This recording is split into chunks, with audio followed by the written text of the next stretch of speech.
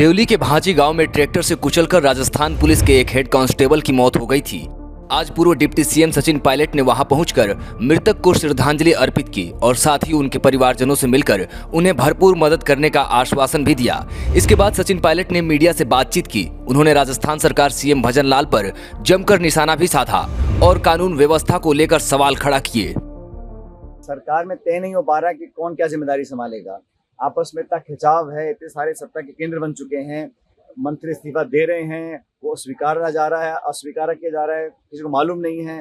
तो असमंजस की स्थिति बनी हुई है। तो ये सरकार को मुझे लगता है अपनी कार्यशैली को सुधारना चाहिए। जनता ने बहुमत देकर राज करने का आपको निर्देश दिया है। सचिन पायलट ने हमलावर होते हुए कहा कि मृतक हेड कांस्टेबल के 3 बच्चे हैं। परिजनों की मांग है कि इनकी पढ़ाई की व्यवस्था राज्य सरकार करे, साथ ही आवास के साथ मृतक की पत्नी के लिए आर्थिक मदद भी सरकार करे और मृतक हेड कांस्टेबल को शहीद का दर्जा दे। सरकार को संवेदनशील होकर मदद करनी चाहिए और उन्होंने वादा किया कि हम विपक्ष में हैं, सदन और सदन के बाहर मांग रखेंगे। इसकी मुझे लगता है कि पुलिस को, प्रशासन को, सरकार को एक गहन, निष्पक्ष और एक ऐसी जांच करानी चाहिए जिससे पूरा तथ्य सामने आए।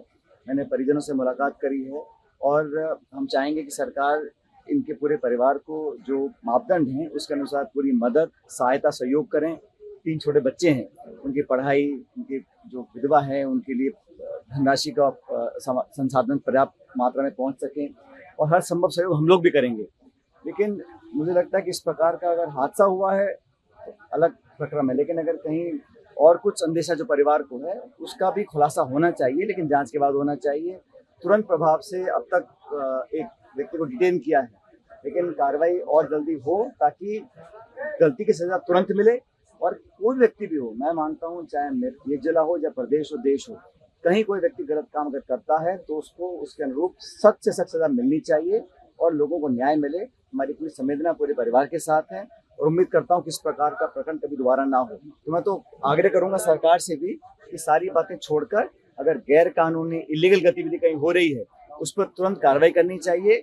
और हम लोग जो विपक्ष में हैं, हम लोग पूरी मांग रखेंगे सदन के अंदर, सदन के बाहर, कि इलीगल, गैर कानूनी कोई भी कार्रवाई हो, तो कितना बड़ा प्रभावशाली व्यक्ति हो, लेकिन उसके कहने पर अगर सरकार आंख मूंद लेगी और गैर कानूनी कार्रवाई होती रहेगी उसको हम बर्दाश्त नहीं करेंगे।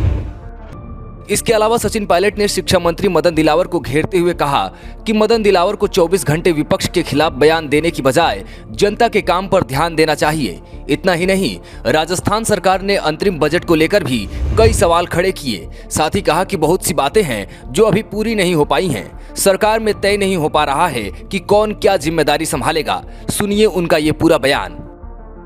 जो माननीय मंत्री इस प्रदेश के हैं उनको मुझे लगता है अपना ध्यान अपने डिपार्टमेंट पे, अपने कामों पर और जनता की सेवा पे लगाना चाहिए। और 24 घंटे सिर्फ बयान देना और विरोधियों पर टीका टिप्पणी करना मैं समझता हूँ सही नहीं है। शायद बहुत दिनों बाद ऐसा हो रहा है कि राज्य सरकार का बजट पहले आ रहा है, केंद्र सरकार का बाद में आएगा। अब जो उन्होंने अंतरिम बजट पेश किया था, बहुत सारी बातें तो उस बजट की पूरी नहीं हो पाई हैं। तो देखते कल सरकार क्या बजट लेकर आती है। लेकिन जहाँ तक अब तक का मैंने रवैया देखा है, सरकार में तय नहीं हो पा रहा कि कौन क्या जिम्मेदारी संभालेगा।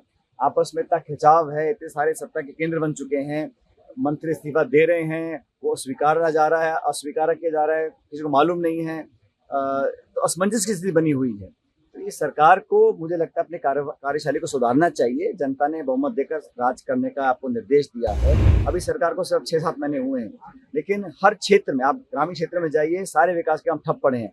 जिन कामों की स्वीकृति हम लोग दे चुके थे हमारी सरकार में, जिनकी शासनिक स्वीकृति और आर्थिक स्वीकृति निकल चुकी है, उन कामों को भी पूरा नहीं कर पा रहे हैं। तो निर्माण काम, विकास के काम बिल्कुल ठप पड़े हैं। अब आचार संहिता का बहाना लेकर हम कब तक काम रोक के रखेंगे। तो हर क्षेत्र में बिजली पानी की जो किल्लत इस बार हुई है, शायद पहले इतनी कभी नहीं हुई। तो सरकार तो अपना काम नहीं कर पा रही है और मुझे लगता है कि जनता भी कल देखेगी किस प्रकार का बजट इस सरकार लेकर आती है।